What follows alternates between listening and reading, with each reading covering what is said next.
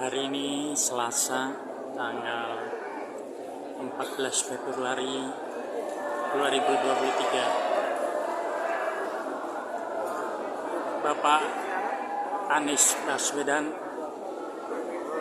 berkenan untuk hadir dalam acara rapat kerja nasional pertama Partai Umat di Asrama Haji Pondok Gede, Jakarta.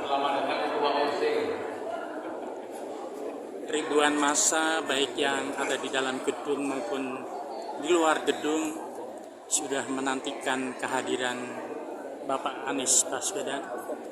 Sementara di dalam gedung kita lihat Bapak Profesor Amin Rais sudah lebih dulu hadir untuk menyambut kedatangan Bapak Anies Baswedan. Ya, orang nampaknya sudah tidak bersabar lagi untuk menyambut kehadiran Bapak Anies.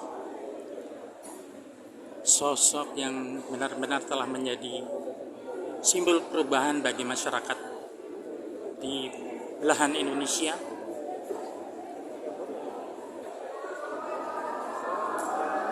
Kemudian lagi press dulu, lagi stop di depan. Ya.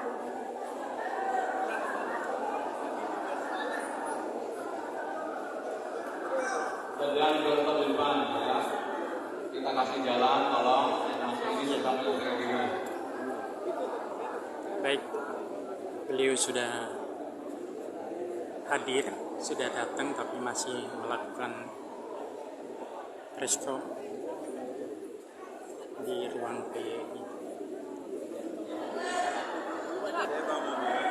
Ya, semua pandangan mata mengarah ke satu pintu di mana Bapak Anies saat ini sedang melakukan konferensi pers. Ya, nampaknya beliau sudah keluar.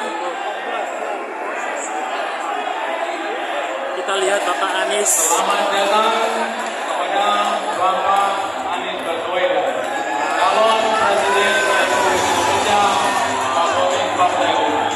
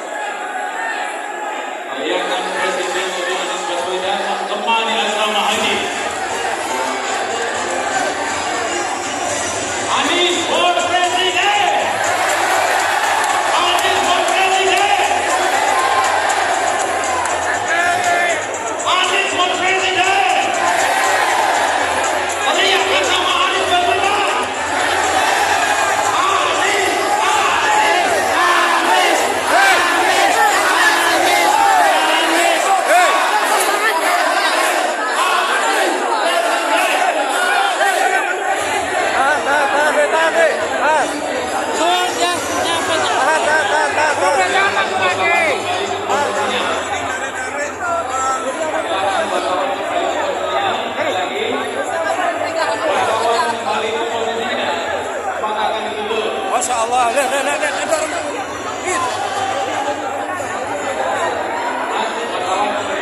luar biasa. Silakan wartawan kembali ke pojok. Duduk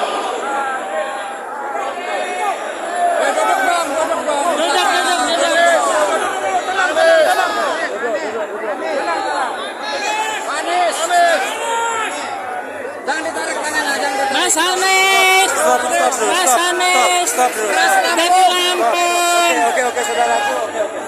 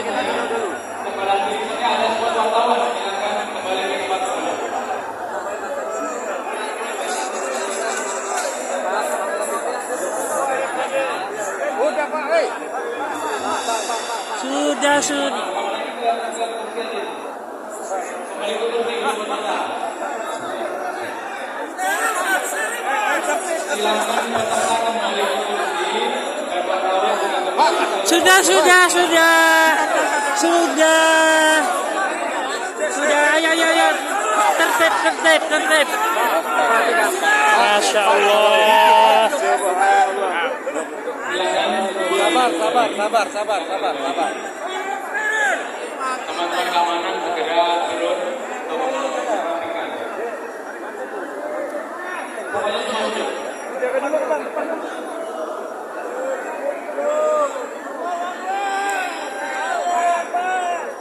Boy deketin, awalnya juga.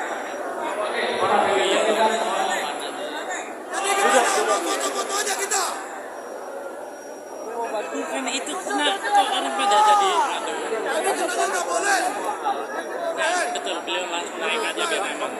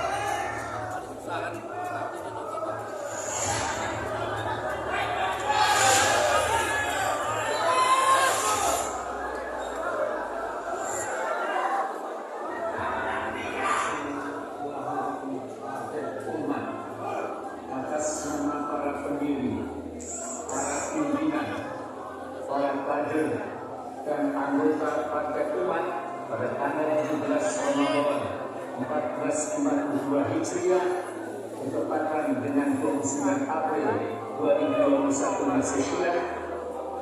Bismillahirrahmanirrahim. Saya deklarasikan kehadiran Partai Umat di persada bumi pertiwi Indonesia yang kita cintai bersama. Kami bersama bangsa lainnya, insya Allah akan bekerja, berjuang dan berkorban apa saja untuk melawan kezaliman dan menegakkan keadilan.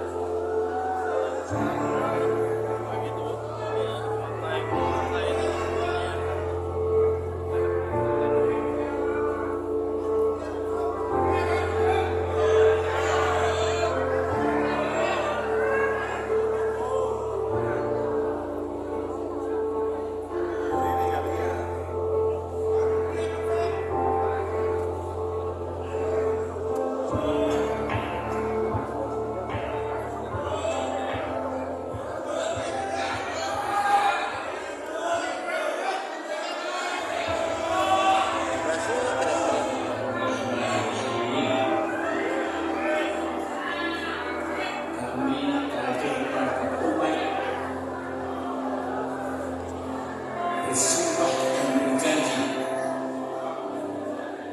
untuk senantiasa satu, berjuang melawan kezaliman dan menegakkan keadilan.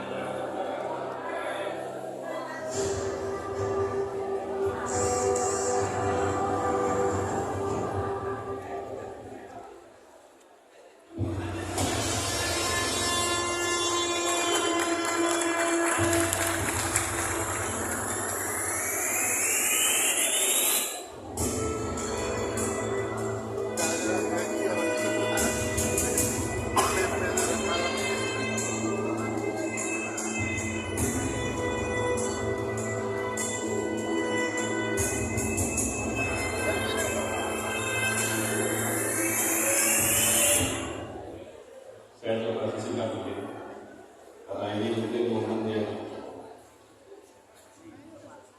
saya ingin setelah kira-kira 3 bulan kita berjuang sangat intens di sini. Bahkan kalau sebulan ini kita mulai masuk sampai minggu dan sampai jam 9. Dan beberapa hari ini, beberapa minggu ini, kita bahkan sebagian besar sudah sampai di kantor. Baik ngambil, ada mahasiswa, ada yang sudah berkeluarga, semuanya. Kita semua di sini berkumpul karena satu panggilan, bukan karena satu pilihan. Kalau pilihan, siapa mau pilih? Siapa yang tidak boleh memilih? Meninggalkan yang terbaik. Jadi kita di sini karena panggilan kita berikan yang terbaik, waktu terbaik kita, usaha terbaik kita, daya terbaik kita, pikiran terbaik kita. Dari 4 formality sipol, mulai COVID, keanggotaan, kantor, dan juga kepengurusan. Pak Satrio lihat Di belakang semua hal dong. itu, insya Allah dan alhamdulillah Partai Umat dinyatakan komplit atau lengkap.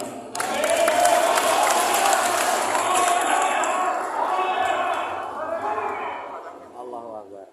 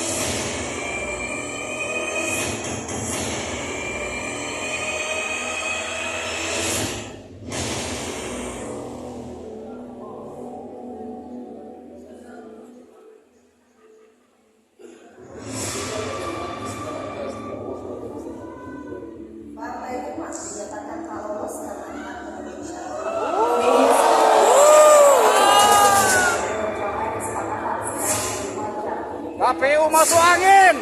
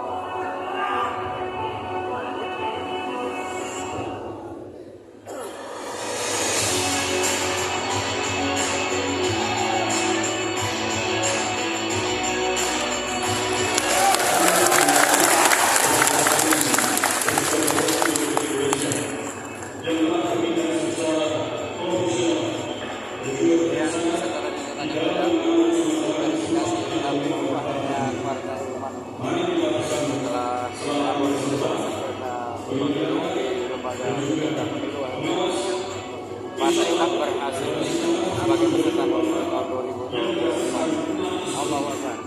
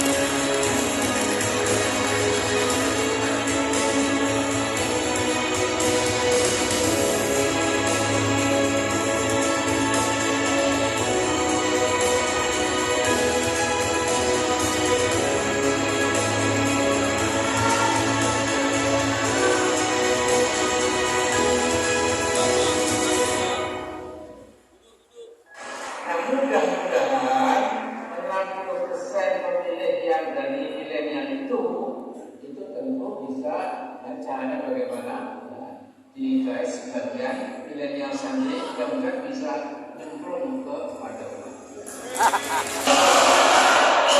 Allahu Akbar.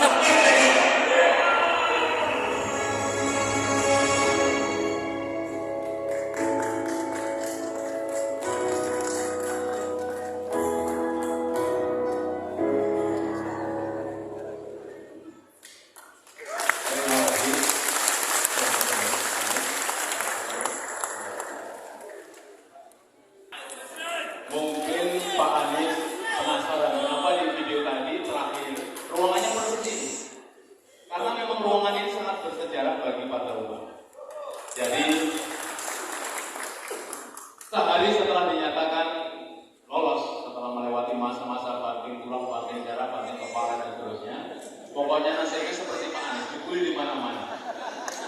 Kemudian digunakan tempat ini sebagai tempat tasyakuran yang ribuan umat hadir seperti pula, dan saya yakin ujungnya adalah berharap Pak Anies masuk di ruangan ini.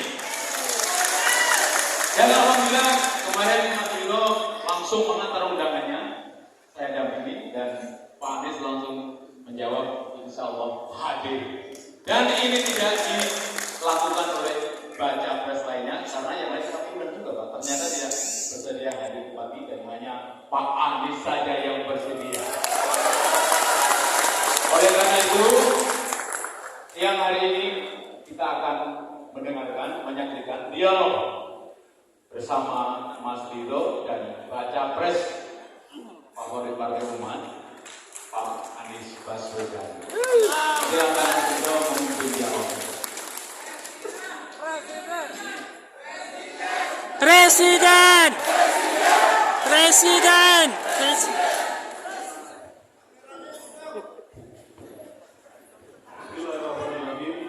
Assalamualaikum warahmatullahi wabarakatuh. Alhamdulillahirabbil alamin wassalatu wassalamu ala asyrofil anbiya'i wal mursalin wa ala alihi wa sahbihi. Amma ba'du. Amin. Ketua Majelis Syura, Ustaz Samsul, segenap jajaran, mungkin saya karena mempersingkat waktu, ya, jadi saya percepat saja mukadimahnya. Dan tentunya tamu kita salah satu bakal calon presiden yang terkuat di aspirasi oleh Pak Anies Baswedan. Selamat datang Pak Anies. Sedikit saya mengawali. Jadi 10 tahun yang lalu, saya ceritakan ketika ketemu beliau, itu saya menjemput beliau dari rumah beliau di Jalan Kaliurang. Waktu itu Pak Anies adalah rektor Universitas Paramadina. Saya undang, saya sebagai dosen, kita undang ke kampus Jalan Kaliurang KM 13 Universitas Islam Indonesia untuk memberikan kuliah umum. Dalam suasana yang sedikit mirip, tamunya sekitar 1000 juga. Waktu itu Pak Anies mengawal program Indonesia Mengajar.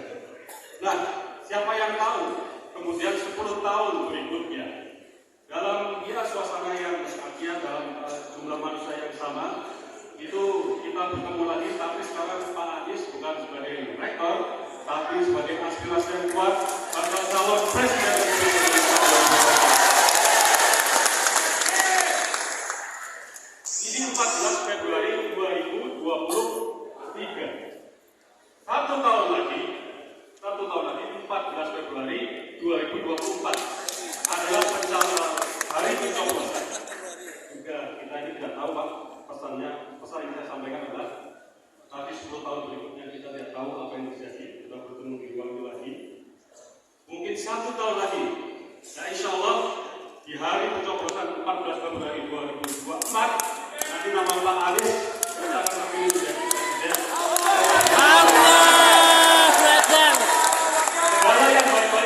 Segala yang baik-baik untuk negeri ini selalu kita doakan, selalu kita amin. Pak Anies, mungkin kita tidak perlu semua untuk berkata Pak Anies, semua sudah kenal. Yang ingin saya manfaatkan mungkin 3-5 menit ke depan adalah memperkenalkan pejuang-pejuang partai umat di sini. Presidensial threshold 20% itu kalau kita analogikan seperti tiket bus yang naik bus beserta busnya, armadanya. Artinya untuk menuju istana Negara untuk tiket bus tersebut dan juga untuk kendaraannya yang akan mengantar ke istana. Tapi kita perlu tahu bahwa bus-bus untuk mengantar ke istana tersebut itu terakhir dihidupkan mesinnya adalah 2019. Jadi ini insya Allah Partai Umat walaupun belum bisa jadi salah satu belum dapat izin untuk memberikan tiket bus tersebut, tapi ini mesin baru, mesin pejuang-pejuang Partai Umat ini baru mulai 2021 ini. Kira-kira kalau bus itu keluaran 2021, kemudian ini saya sampaikan, insya Allah mesin-mesin ini sudah panas karena tahun 2021. Tahun 2021, bagaimana kita lihat kilas balik tadi, kita dihadapkan dengan situasi pandemi dan 2,5 bulan saja untuk mendaftar menjadi peserta, mendaftar menjadi badan hukum partai. Kemudian dihadapkan dengan waktu yang juga pendek dan situasi yang bahkan sulit kita dijegal untuk menjadi peserta pemilu. Jadi mesin ini tidak hanya panas, ya, ini siap berjuang.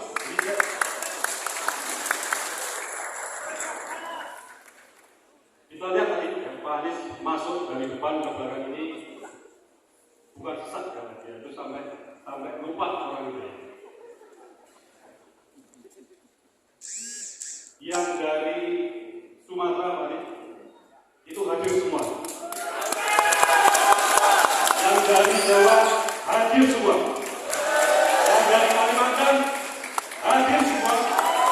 Sulawesi, dari Papua mereka berbondong-bondong naik pesawat, naik bis. Kalau naik pesawat biasa, ini naik bis dari Maluku sana. Itu 40 orang naik kapal. Dari Papua sana naik kapal 5 hari. Naik kapal 5 hari. Dari Papua kemarin ada 8 hari naik kapal. Inilah insya Allah pejuang-pejuang Partai Umat. Kalau tadi presidensial threshold itu adalah proyeksi hanya tiketnya, ini insya Allah bus yang siap dipakai dengan mesin yang sudah hidup, ya, bisa menandakan Pak Anies menuju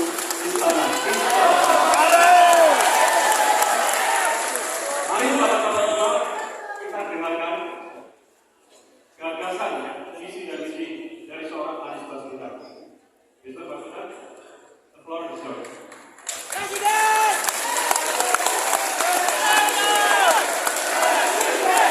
Presiden, presiden, presiden.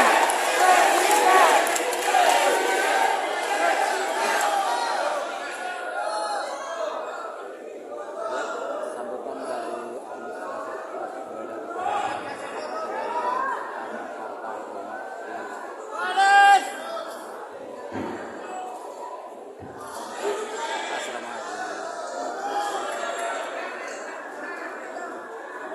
Yang saya hormati Ketua Majelis Syuro Profesor Dr. Anies Rais, kemudian beliau selalu diberikan kesehatan Amin. dan dimudahkan dalam seluruh perjuangan dakwahnya. Seluruh jajaran Majelis Syuro yang saya hormati, para ketua-ketua dan pengurus lembaga tinggi Partai Umat, yang saya banggakan Ketua Umum DPP Partai Umat Dr. Ridho Rahmadi, jajaran DPP, para ketua DPP Partai Umat Indonesia dan seluruh pengurusnya, ketua DPD dan seluruh pengurus. Kemudian saya hormati juga Ketua Umum Permata Umat dan Garda Umat, para kader, para simpatisan dan tokoh-tokoh yang ada di sini. Ada Pak Sambo, Pak Chandra Wijaya, Bapak Iskakban, Pak Sardi Saiman, Saudara Nurjati, dan semua yang ada yang tidak disebut nama satu persatu. Assalamualaikum warahmatullahi wabarakatuh. Waalaikumsalam warahmatullahi wabarakatuh. Alhamdulillah, alhamdulillahilladzi arsala rasulahu bil huda wa dinil haq liyudhhirahu 'ala dini kullihi wa kafa billahi shahidan. Asyhadu an la ilaha illallah wa asyhadu anna Muhammadan rasulullah. Allahumma shalli ala sayyidina Muhammad wa ala alihi wa ashabihi ajma'in. Bapak sekalian, izinkan saya menyampaikan rasa syukur ketika 2 pekan yang lalu Pak Ketum bersilaturahmi dan menyampaikan bahwa akan ada raker pertama Partai Umat. Saya sampaikan kepada beliau bukan saja selamat atas rakernya, tapi selamat perjuangannya telah memasuki fase. Dan tadi ceritakan perjumpaan saudara Pak Amin, ini beliau ini kami ini berteman lintas generasi. Almarhum ayah dan almarhum ayahnya itu bekerja bersama di MIDI, bekerja bersama. Saya selalu beliau ketika mungkin masih SD, sejak SD SMP, dan kita tidak membayangkan bahwa 2, 3, 4 dekade kemudian kita bersama-sama dalam sebuah majelis yang luar biasa. Dan saya bersyukur tentu kita sampaikan selamat setelah melalui perjuangan panjang dari mulai pendiriannya dengan segala macam tantangannya. Akhirnya Partai Umat lolos menjadi peserta pemilu 2024. Dan kok ya kebetulan tahun 24 nomornya 24. Allah punya rencana sendiri. Jadi selamat. Ini tadi disampaikan sebagai mesin baru, tapi sambil saya memandang, mendengarkan penjelasan Pak Ketua Umum, sambil memandang semua ini, tidak ada wajah-wajah baru di sini. Ini orang-orang berpengalaman semua. Iya, Pak Amin Rais, Pak MSK, Bang Sapri Saiman, dan semuanya ada di sini. Semuanya adalah orang-orang berpengalaman, casingnya yang baru di sini. Tapi semuanya punya rekam jejak perjuangan, bukan datang tanpa rekam jejak. Dan itu yang kita ingin tawarkan ke depan. Tapi sekalian banyak dari kita bicara tentang masa depan, menyampaikan gagasan, menyampaikan visi dan misi. Itu baik, itu perlu. Supaya kita tahu apa yang direncanakan untuk masa depan Republik ini.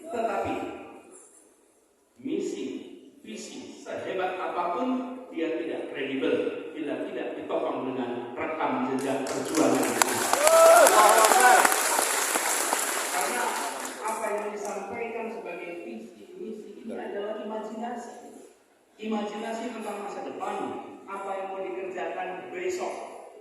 Tapi itu hanya bisa dilaksanakan bila kita melihat siapa yang bersiap menyelenggarakan. Siapa yang membawa rekam jejak yang bisa membuktikan bahwa rencana itu bisa dilaksanakan. Misi itu bisa dilaksanakan. Visi itu insya Allah bisa jadi kenyataan.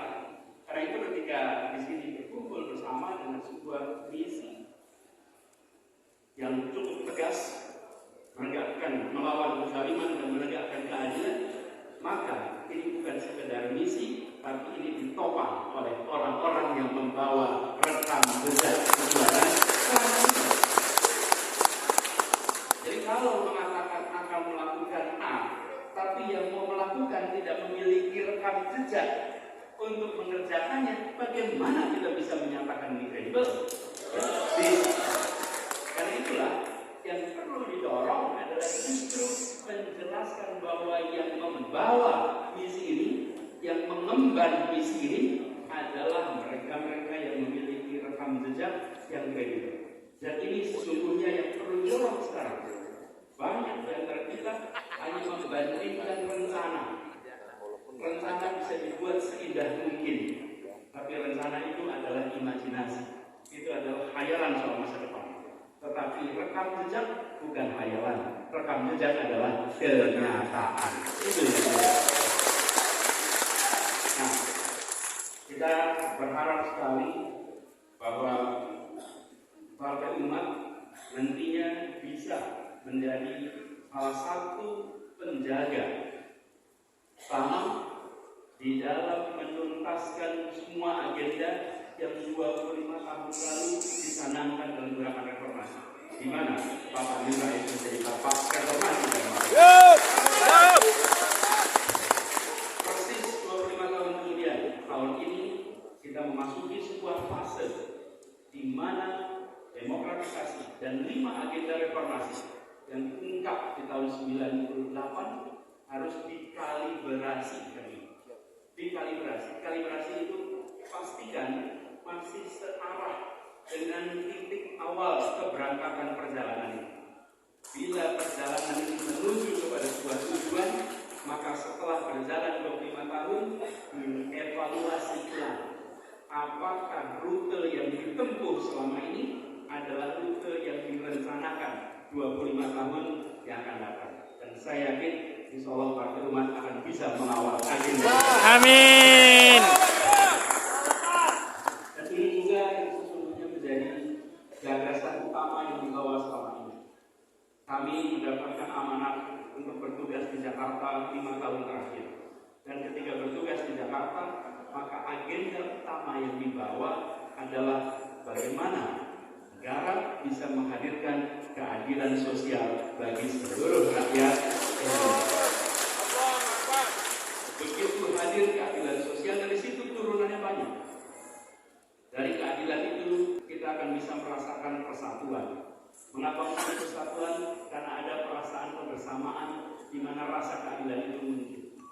Ini bukan sebuah statement yang hanya dimunculkan dalam retorik. Ini dimunculkan di dalam proses teknokrasi, proses menjalankan pemerintahan. Semua aspek dicocokkan dengan satu kalimat, keadilan sosial. Satu kalimat itu dicocokkan, dan begitu itu diterjemahkan, apa yang terjadi kemudian terjadi perubahan-perubahan untuk bisa menjawab kebutuhan keadilan sosial. Ini yang hari ini kita butuhkan.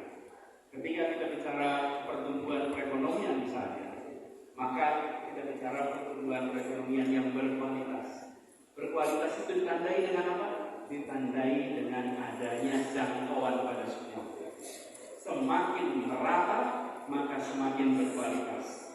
Semakin tidak merata, semakin tidak berkualitas. Kita bukan membutuhkan angkanya, tapi kita membutuhkan kenyataan pemerataannya.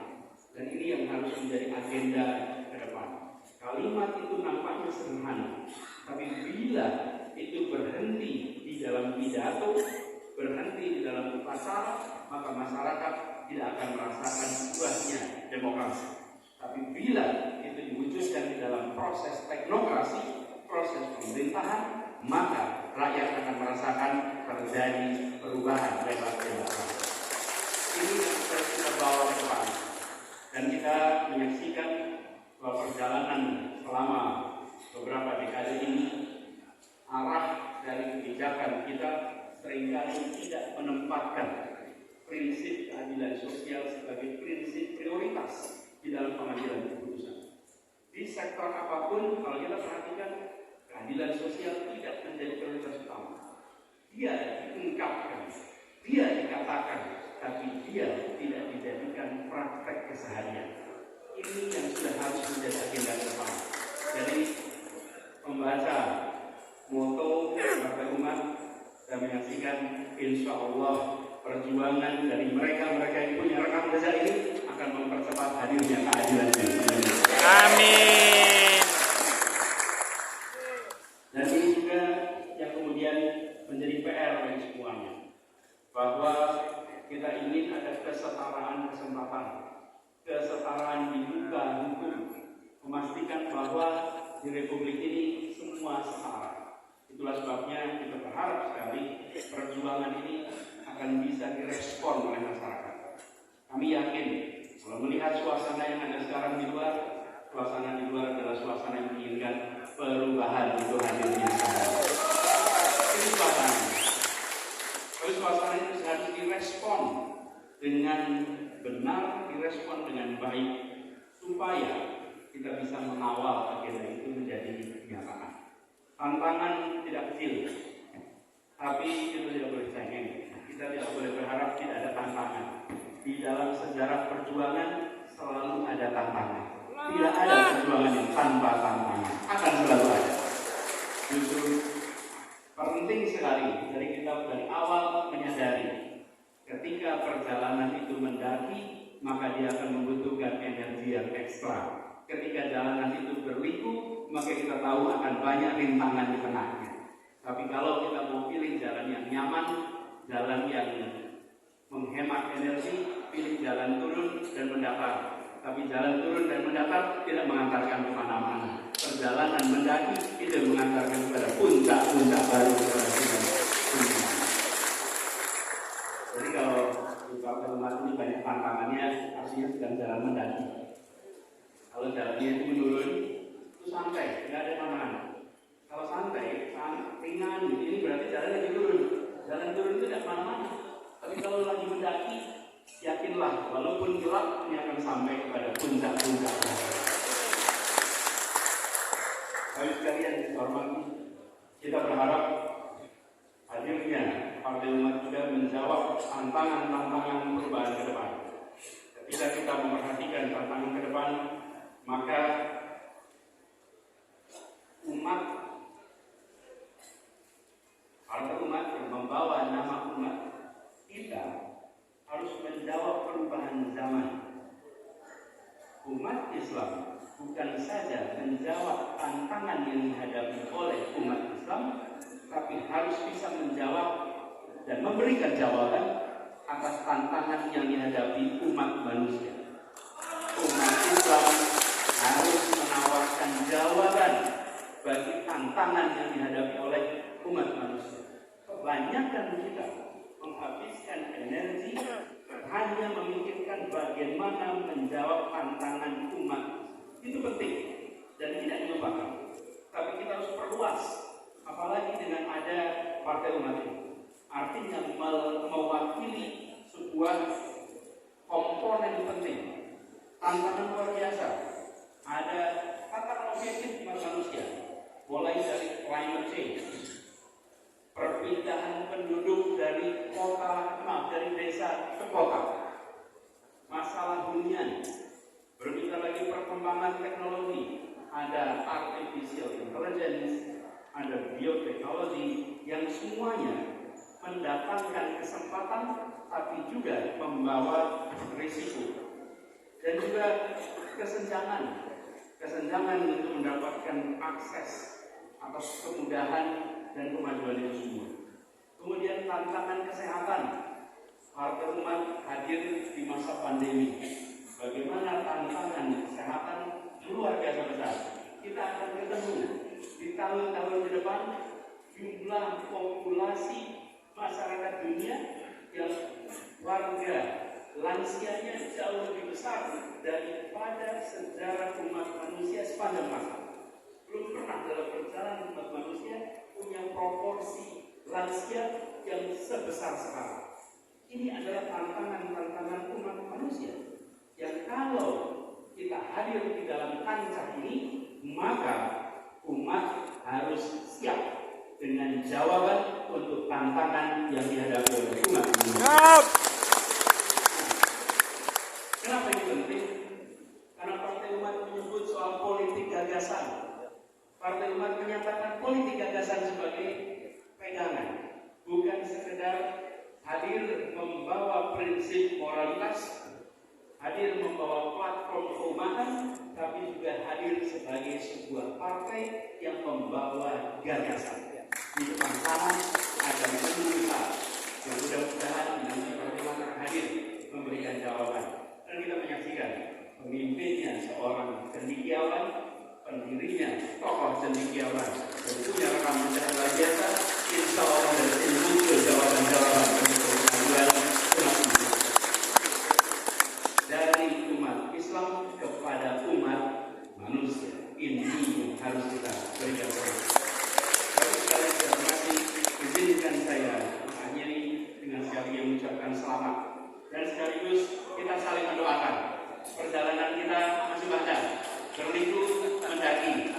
Ya, kita bekerja bersama bergandeng tangan dalam perubahan Indonesia yang lebih baik. Assalamualaikum warahmatullahi wabarakatuh. Waalaikumsalam.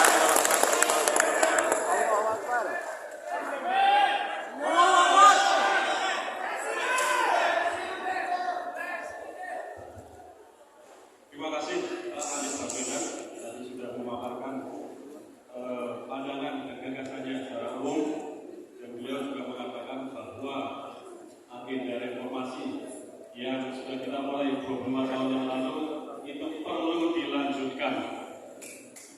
Dan kita ingin mendengar mungkin beberapa menit ke depan ini Pak, hal-hal yang lebih detail tentang ekonomi ini Pak.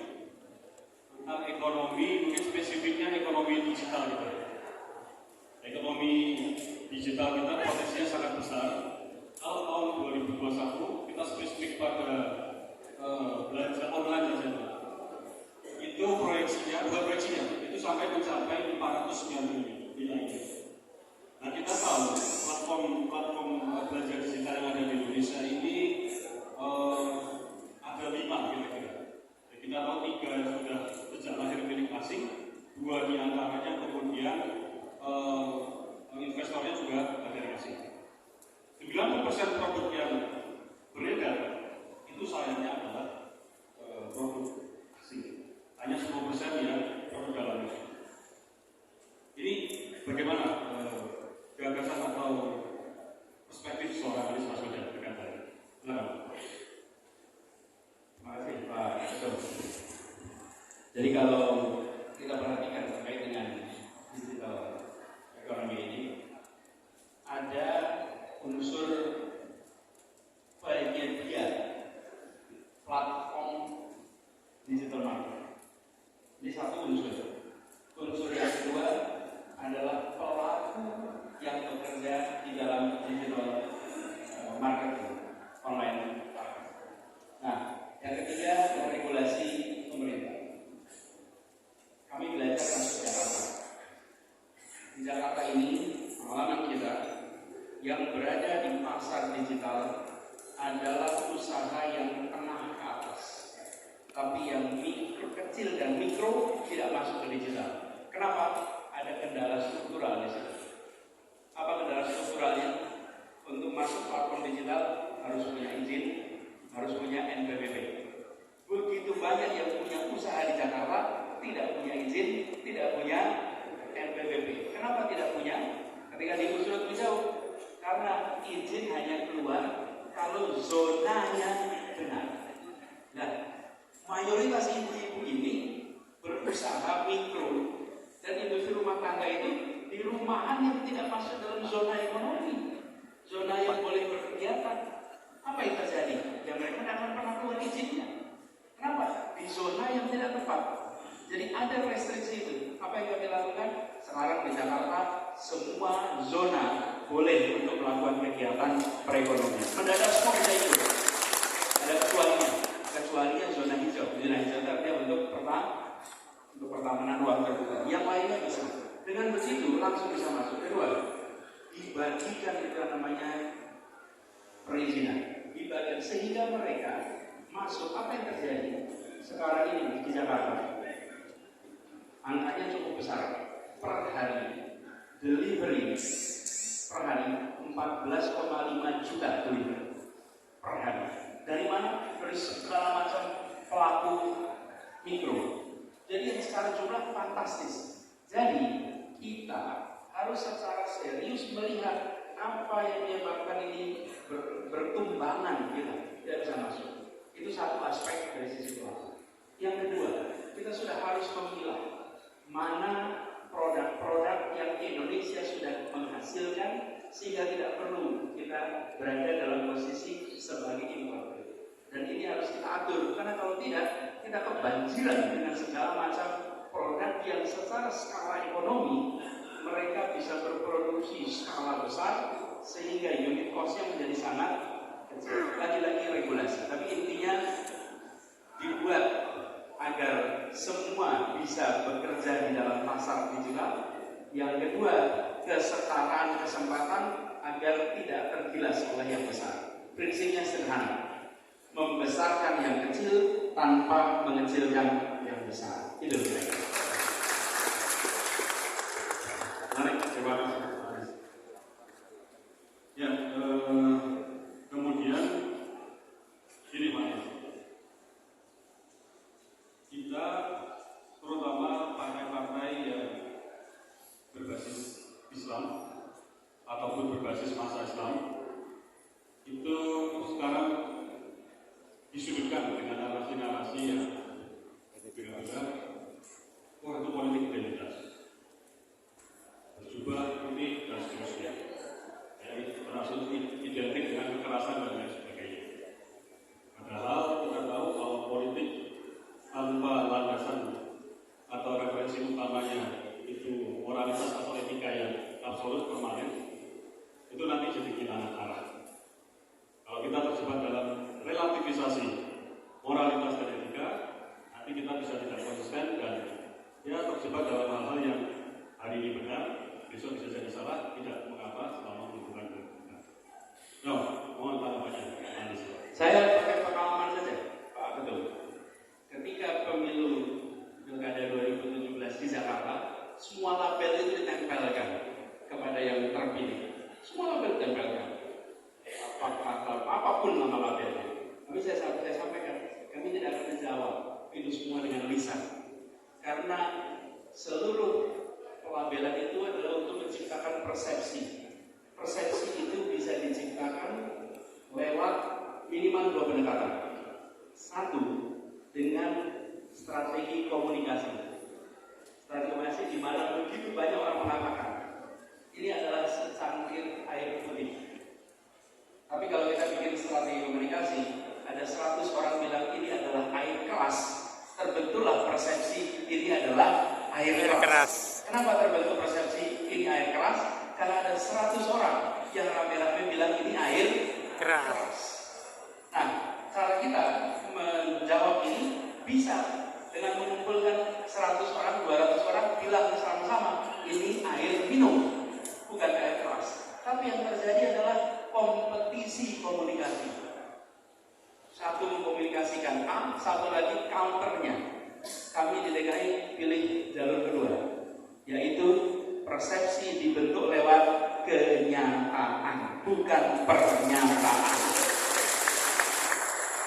Jadi, bagaimana persepsi itu? Bentuk tunjukkan kenyataan.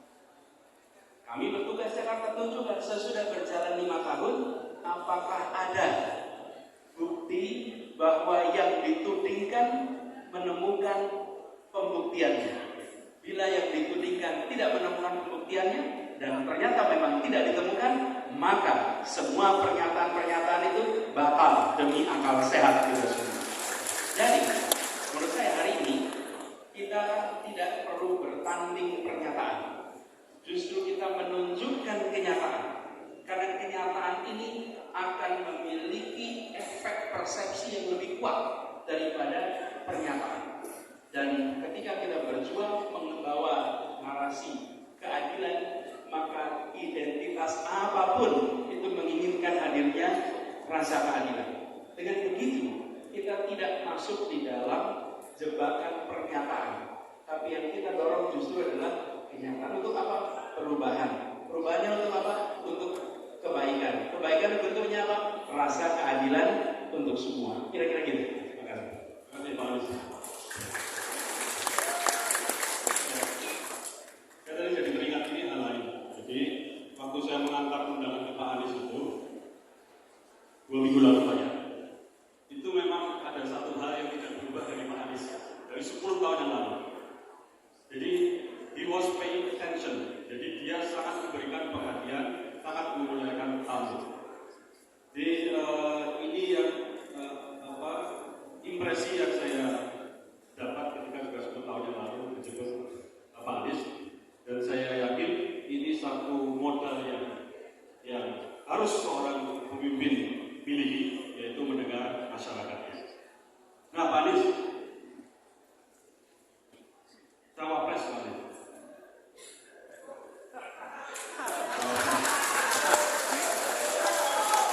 Kita sebagian sudah mendengar dari media, ya, betul ya? Tapi kita ingin mendengar langsung dari Pak Anies.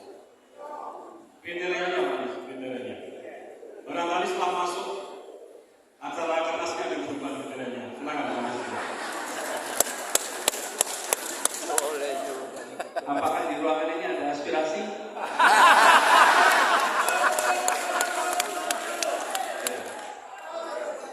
Memang ini, sebenarnya kami ini sekarang dalam fase memastikan bahwa persyaratan itu terpenuhi.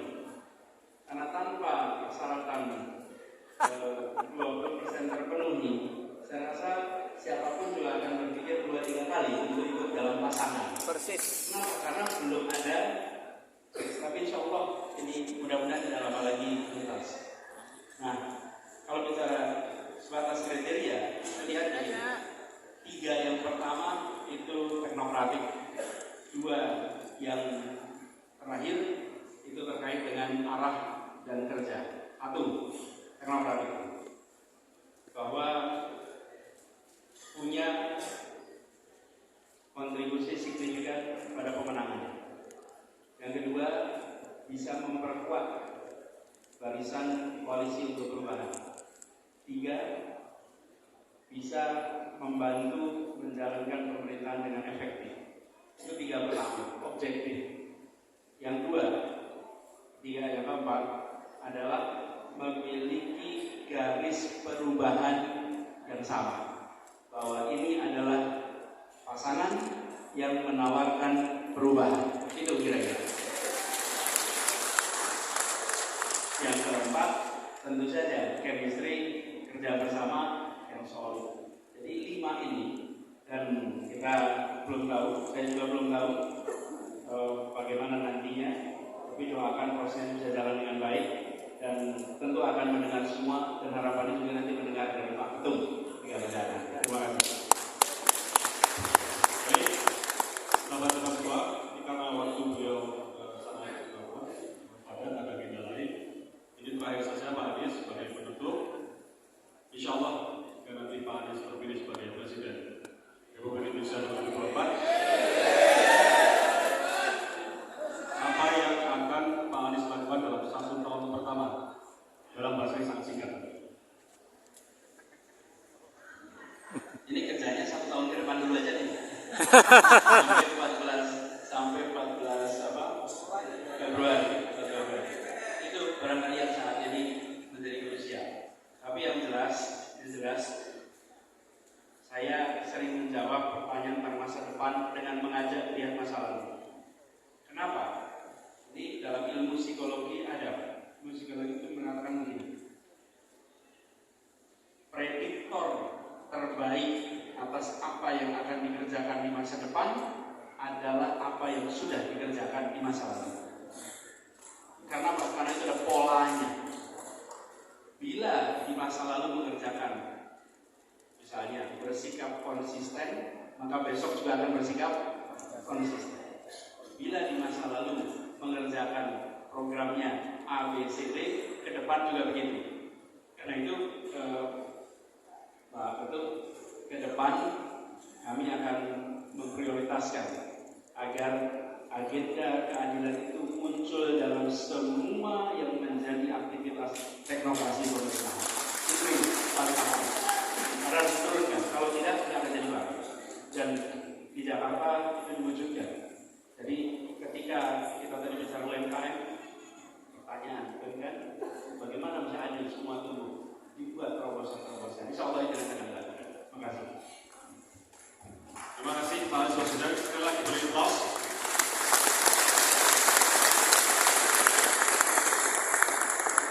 Terima kasih, kita doakan segala proyeksi rencana perjuangan ke depan yang mendatang. Insya Allah Partai Umat yang mendengar aspirasi, mendengar teriakan-teriakan para pejuang Partai Umat, bahwa ke depan kita siap bersamai Pak Anies Baswedan. Amin. Demikian sahabat Ruspa, mungkin ada kalimat yang Kami juga mendoakan insya Allah Partai Umat langsung bisa membuat terobosan luar biasa. Berharap tinggi juga saja lolos di dalam kepesertaan, tapi juga memiliki anggota dewan yang signifikan. Terima kasih. Amin. Baik, Mas Rido, ini acara belum selesai, tapi saya minta wartawan sudah menuju ke press room di pintu coklat sebelah kiri saya itu untuk persiapan press conference. Jadi untuk wartawan silakan, karena ini terakhir saya punya tidak masalah. Kepada Pak Amin Rais, sorry dulu. Tidak mata ini akan diberikan oleh Ketua Majelis Suro Partai Umat, Pak Amin Rais. Oleh karena itu kita doakan Amin Rais.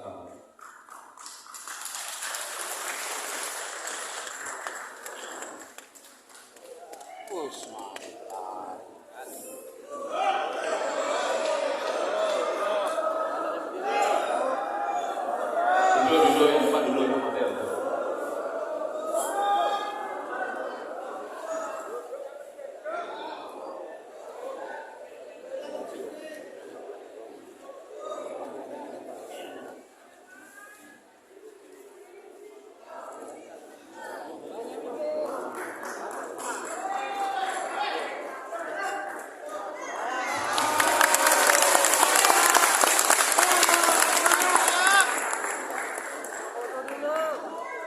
Anies Kanteng.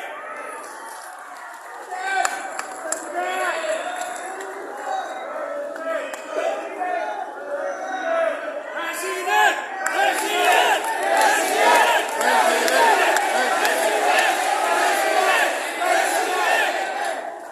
Belum selesai, jangan belanja dulu.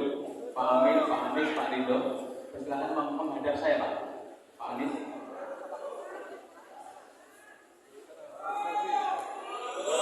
Supaya kelihatan masa. Nah, menghadap saya akan kita foto supaya masa kelihatan, masa Partai Umat untuk Pak Anies kelihatan.